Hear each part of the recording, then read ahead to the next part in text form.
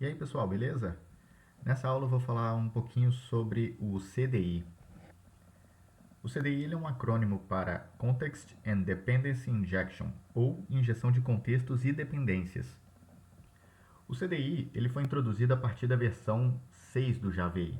Ele é uma especificação JavaE da JSR 299 para injeção de dependências e gerenciamento do ciclo de vida dos objetos através de contextos. Daí a origem do seu nome. O CDI ele integra back-end e front-end de maneira bem simples através das ELs ou Expression Languages.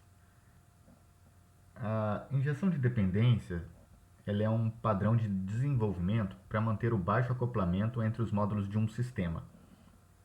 Então, basicamente é isso que ele faz. Ele injeta determinada dependência através de anotações. Quando a gente injeta essa dependência, o CDI permite que criemos variáveis, né, que vão ser instanciadas e gerenciadas pelo container. E isso tira a responsabilidade nossa, como programadores, de trabalhar com a criação de objetos. Vou começar aqui do básico. O que é um bin? O bin ele é uma classe Java comum que possui um construtor público sem parâmetros, possui atributos ou variáveis, né? Tem que ser privados e possuem métodos getters e setters para poder acessar esses atributos. Então, aqui tem um modelo de um bin. Então, tem tudo que a gente falou. Tem um atributo, tem um construtor sem parâmetros e tem os métodos de acesso, getters e setters. Agora que a gente já sabe o básico sobre o bin, como é que a gente implementa um bin CDI? Repara aqui que a gente tem uma classe chamada meuBin, tá? E essa classe ela possui uma variável pessoa, né? Do tipo pessoa. Então, quando a gente vai implementar um bin CDI, a primeira coisa que a gente faz é adicionar a anotação @named, tá? Quando a gente especifica esse @named, a gente está especificando que essa classe é um bin CDI.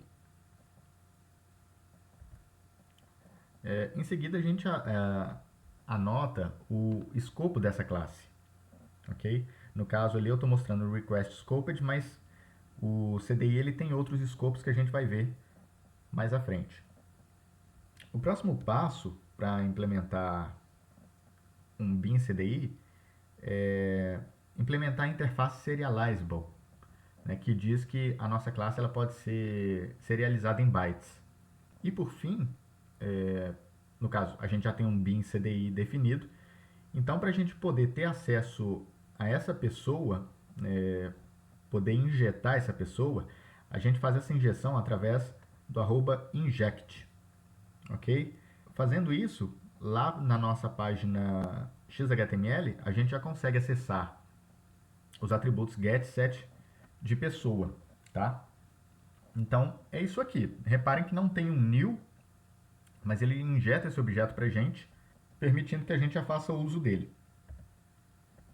Por fim, tem os construtores e getters e setters, né? É desnecessário falar. Vou falar um pouquinho agora sobre os escopos do CDI. Aqui a gente tem os escopos, né? Dependent, request, session, application e conversation. O dependent ele é o escopo padrão do CDI. Ele é definido por quem injeta ele. Quando a gente não anota, automaticamente o nosso escopo é do tipo dependent. O request, o tempo de vida dele dura durante o tempo da requisição, tá?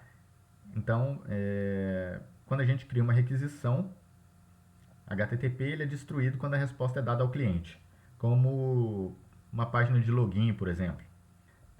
O session ele dura enquanto durar a sessão do usuário.